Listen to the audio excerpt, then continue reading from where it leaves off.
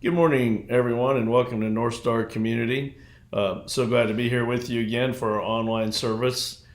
As you know, we are here for recovery from all of the various addictions in our lives, all those things that take up way too much energy, create too much negativity in our lives, and create lots of problems. Uh, Rick Warren, of course, he coined the term of we all have hurts, habits, and hangups.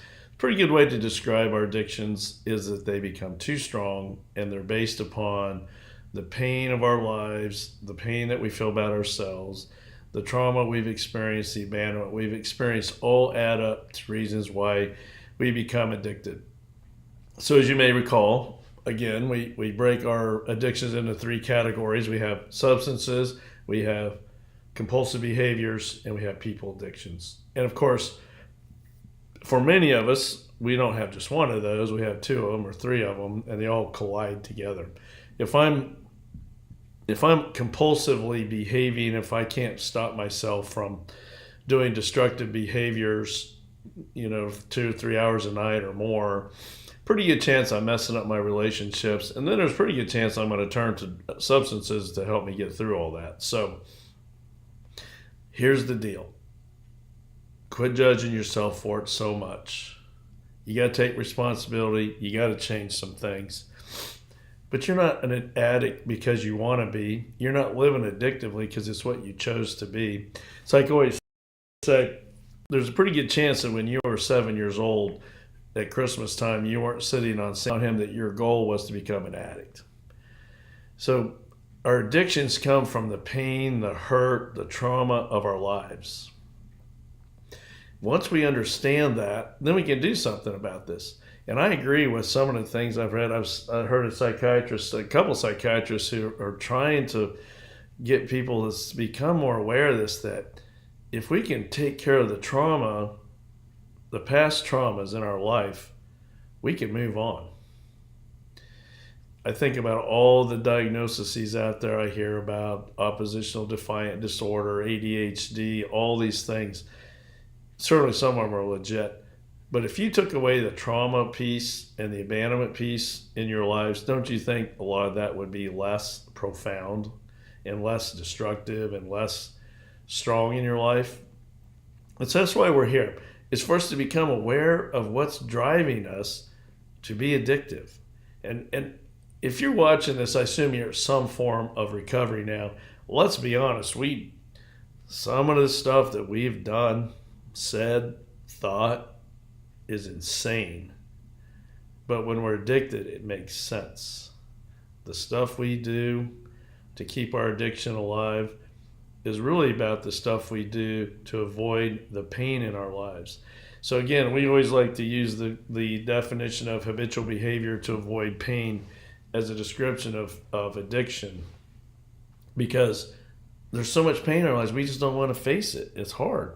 And so what I hope we're hearing as we continue on this journey of recovery is that you're not so bad. God knows your heart. God is love. Jesus Christ came to this earth to make a relationship with us that we can live our lives and be forgiven and can move on. Our goal is to have a rich, full, meaningful life. And I always kid about is it one that we can enjoy as well. But the fact is, a rich, full, meaningful life means we're connected with people. We're connected with ourselves. And when we say connected with ourselves, what that means is that we're aware of our feelings. We're aware of how our feelings and our thinking affects the stuff we do. For many of us, when we become addicted, we become so disconnected with ourselves. The big clinical term is dissociation, where our feelings and our thoughts are just so, I always talk about, do you ever look in the mirror and say, who am I looking at right now? Or you feel like you're walking and there's someone beside you walking with you and it's you, because you're not connected. You can't look at stuff because it's so painful. There's so much stress and misery in your life. And addiction is like a big tailspin. I was traumatized. I was abandoned as a child. I was acting out, trying to avoid all of that pain and the confusion all that did to me. And then I become an adult and I act out even more, and I live dangerously or irresponsibly or hidden with secrets, and I'm surviving, but I'm not really enjoying life. All those things. I don't have good relationships. All that stuff is all the stuff that happens to us when we're addicted. And so Gerald May, who wrote the book Grace and Addiction, I do recommend to people to get. I don't see it as a book you just sit down and read through, but it's certainly a book to look at. And he just makes such a scientific, clinical, but spiritual argument about addiction, about all of us have addictions. Again, it may be substances, it may be processes, it may be people, but we all have addictions. And when you look at some of the lists in there, you go, okay, yeah, that's me there. Yep, that's me there. And but the beauty is, what he's telling us is, because we're all addicted, we have to do something about it. And the ones that do something about it, you become better people because of it. So when we really look at our addictions and manage them, understand them, and quit living those addictions, we're better people because we have empathy for others. We have love for ourselves that we never knew before, which means we can have love for other people, which we never knew before. So that's what we talk about connection, is healthy connections, not this, you know, when we talk about healthy connection with God, not this crazy, he's going to get me, I'm so bad and awful. If you knew the things I've done, I would never be forgiven for that.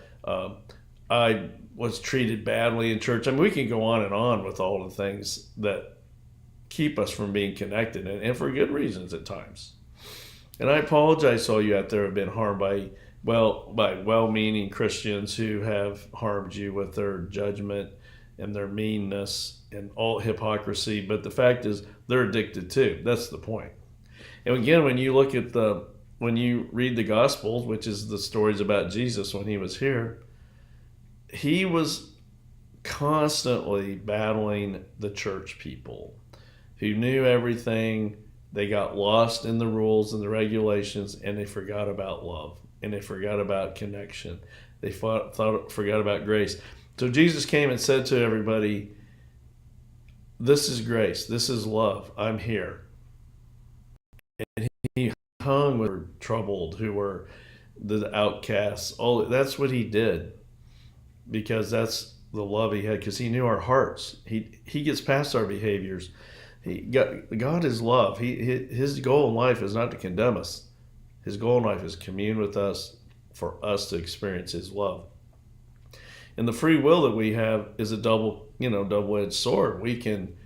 The good news is we're not puppets. God doesn't tell us what to do and what not to do. That's on us. But the other side is God loves us no matter what. It's us that needs to connect with him. He's already connected. I know it's hard. It's so hard to believe this stuff sometimes, but I believe it, and I think it's the only way you can get through life. So Dr. Gerald May has a great quote. He was talking about how when we're at our low points, our loss would see it as rock bottom, those times when you know what hell means because you're there. You're alone, you're miserable, maybe broke financially, you have no one or anyone around you, or at least you feel that way, all those things. But maybe that's when we become the closest to God. I mean, let's be honest, when things are going well, it's easy to put God over in the corner and do it ourselves. When things aren't going so good, is when it's easier for us to really at least look to God for something. So he has a quote. He says, to be alive is to be addicted. And to be alive and addicted is to stand in need of grace. And so his point is, he puts a positive on this, is that when we're desperate, that's when we're closest to God. And maybe, just maybe, God knows what he's doing. And that's why we always try, in NorthStar community, which is full of people who have been traumatized and abandoned in their lives, who have got themselves caught up in dysfunctional relationships, dysfunctional behaviors, some dysfunctional use of substances. And I would say this as a plug for NorthStar. If you're sitting here saying, wow, that's not for me because I'm not addicted to drugs, a lot of people in NorthStar are not addicted to drugs. They're addicted to the toxicity of their trauma and their abandonment. They're living destructively with relationships. They're living destructively with their inability to get control of their lives and not work all the time, or to be angry all the time, or they're living their pain, and now they're starting to recognize what drives it. And there's been so much improvement, so much growth with NorthStar, and we'd love to have all you come and get the same thing. It's worth it. I know you don't believe me. A lot of you just tell me there's no way this is true. That actually happens. But I'm telling you, the growth that people see in themselves at NorthStar, it amazes them. And one of the things they get that most of them never had is connection with other healthy people. People who care about them, who wants what's best for them, who loves them, and is excited for their growth. That's what we're talking about. We're talking about recovery. So Gerald May again says, you know what? We're all addicted, and to be alive and addicted is to stand in need of grace. In other words, that's when we get closest to God. And again, God knows our hearts. He looks past the other stuff. God is the least of your problems, I guess what I'm trying to tell you in recovery. Turn to Him. See if it doesn't help you. You have to have a higher power to get past some of this because it's too big. You're too addicted. You want a lot of you watching this want to stop, but you can't. Or you have, but you want to go back. I mean, there's so many reasons to be addicted, but there's also so many better reasons to be recovered. And I hope that we can all see that. So what we have to remember is, and I say this with humor, is maybe God knows what He's doing. I don't know. Maybe. The couple of my favorite quotes I love from recovery. One is, we are sick as our secrets. Living secrets, denying our addictions, denying our addictive behaviors, denying our addictive thinking so we don't have to feel pain does not work. It may work for a moment, but it doesn't work. So that's what I'm living our secrets. And I've had people just come to me and they'll finally say, you know what, I'm doing X, or I'm really actually drinking a whole lot. Whatever it is they tell me, you can just see relief on their face when they realize that they're not telling me something I haven't heard before, and that they're not that unique. The fact is, they are special and they are loved, but their addictive behaviors are pretty what most other addicts do. And that's a relief to them. The other quote I like is from Dr. Tversky when he talks about prolonging the inevitable. So we always say, do you believe God is love? Yes. Do you believe God wants what's best for you? Yes. Do you believe God has a plan for you? Yes. So why do we keep getting in the way? And family members of addicted people, just get out of the way. I know it's hard. It's so hard to do. It's so easy to be an enabler. It's so hard and confusing to know what healthy supporting is. But I would tell you, the only way addicts ever overcome their addictions is when they have to. And you know this. You're sitting here like, you know this. Every time we intervene, every time we help, every time we do something to stop the pain of an addict's journey, all we're doing is prolonging the inevitable. The only way an addict will recover is when we face so much pain, we don't have a choice. So every time we intervene, all we're doing is prolonging the inevitable.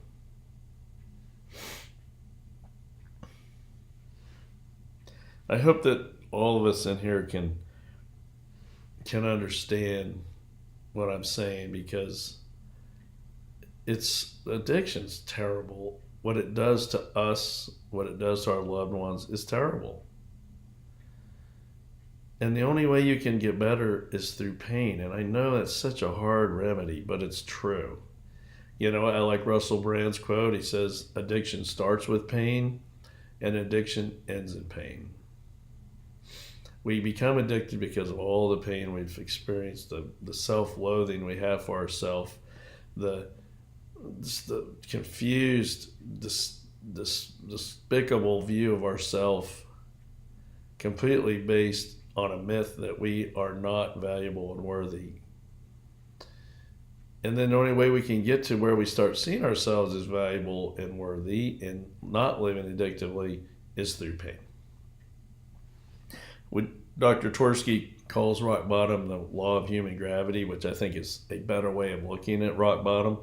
And I think it really makes sense. So the law of human gravity basically says, again, that we always gravitate toward the path of least resistance. So whatever is the least painful, whatever is the easiest, whatever is the in the moment makes sense, that's what we're going to do. And we're going to do it. That's what we do. Well, so you say, well, that doesn't make any sense. I mean, look at addicts. They're destroying their lives. They're doing all these things. But that is the path of least resistance for an addict. Again, I'm assuming my audience knows about addiction. Either we have been or are addicted. The fact is, our self-loathing, our toxic shame from all the stuff we faced in our lives or didn't get from our lives is so strong and painful, it's just easier to act out addictively, despite the consequences. So I can be completely wrecking my life because of addictions, but it doesn't hurt as bad as facing the pain from my childhood, facing the pain of the traumas in my life. It's tough. It's a tough one to do, but that's what we do. So the only way that we can stop is when using becomes more painful than not using. And that is a tough day in life, but it is the day when we can become connected to God and realize that we can't do it ourselves. I wish it was easier. I wish there was another way. I think about all the various stories we have in the Bible, about our lives, about our crazy living. I mean, again, it's like someone said, if you really look at the Bible, on this side of the Bible, you have God in communion with man.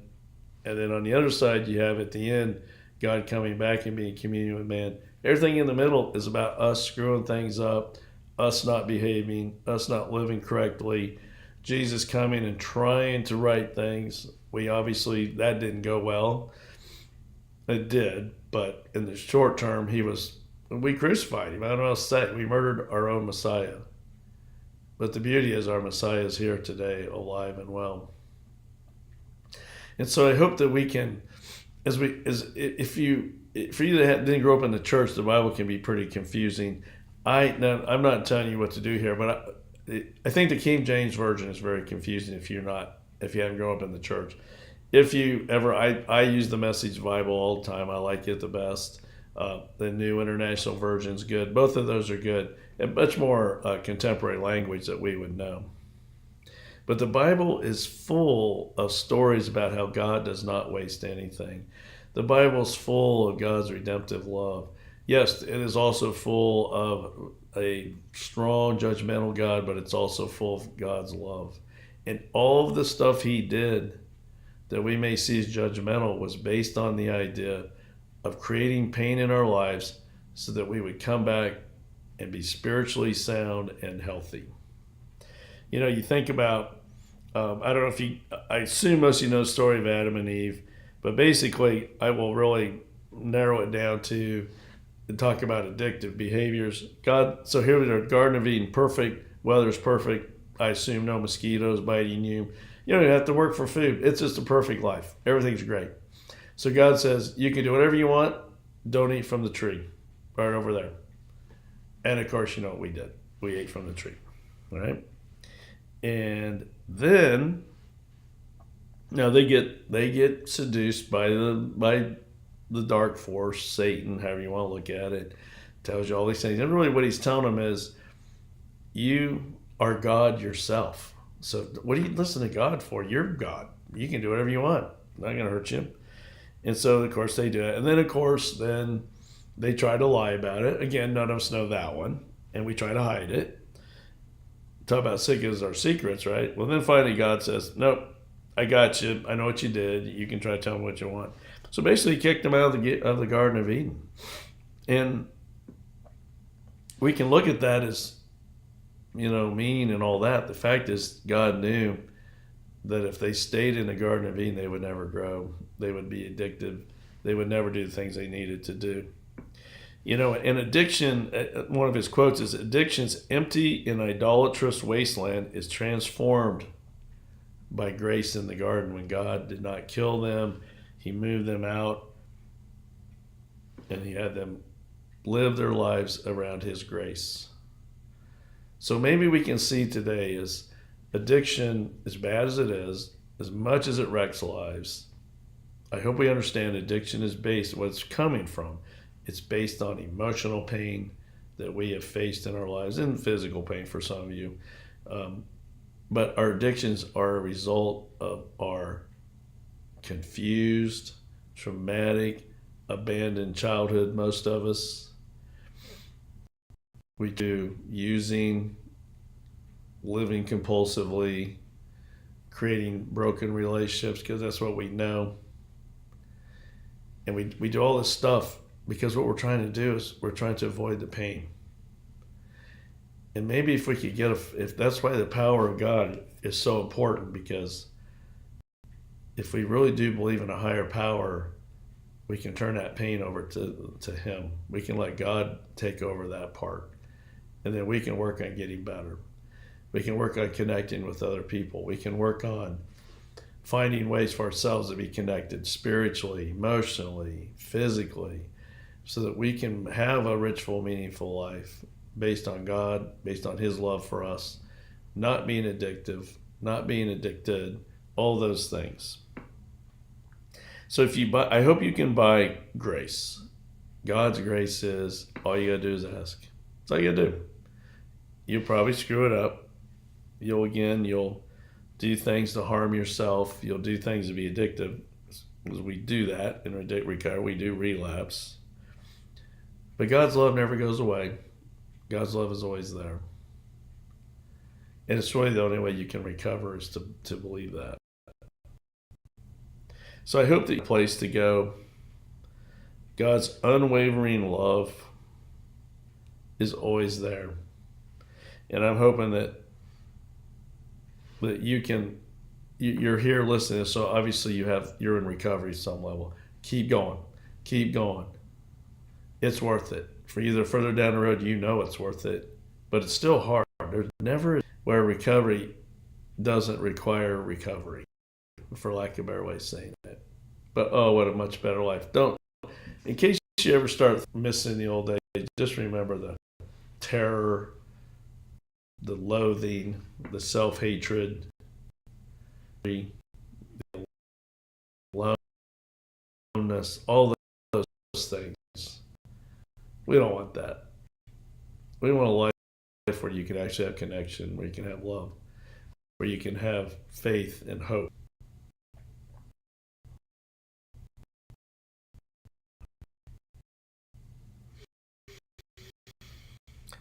The self person, a non-addictive person. And then I hope at the end of that, you'll decide that you can be there for others as well. So here's a quote I'll close with. Addiction cannot be defeated by the human will acting on its own, nor by the human will opting out and turning everything over to divine will. Instead, the power of grace flows most fully when humans choose to act in harmony with divine will. Let me try again. I messed that up pretty bad. Addiction cannot be defeated by the human will acting on its own, nor by the human will opting out and turning everything over to divine will. Instead, the power of grace flows most fully when humans choose to act in harmony with divine will. So we get to do our part. God's doing his part. Put it together. We're going to recovery. We're going to be in recovery. So I thank you for joining today. Sorry to get a little bit of cold going there. Anyway, we meet on Wednesdays and Fridays at 6:30 here at Walnut Grove Baptist Church in Mechanicsville, Virginia. We have a great meetings. We feed you. We have full meals. We had spaghetti with Italian sausage this week. We have childcare. So we really do take away reasons for you not to come. Don't live your life in isolation. Take the chance and come try us. If you're not local, you can email me at csimpson@wgva.church at any time, and I'd love to hear from you and know what's going on in your life. Recovery is a process. It isn't something that happens immediately. Be patient. Have your faith in a God of love, a God of grace, and things will be great. So we always close with a prayer of serenity, and so let's go ahead and do that. And I thank you for joining me today. God, grant me the serenity to accept the things I cannot change, courage to change the things I can, and wisdom to know the difference. Living one day at a time, one moment, accepting hardships as a pathway to peace. Taking, as Jesus did, the sinful world as it is, not as I would have it. Trusting that Jesus will make all things right if I surrender to his will, that I may be reasonably happy in this life and supremely happy with him forever in the next. Amen. Again, thanks for joining me. Have a great week.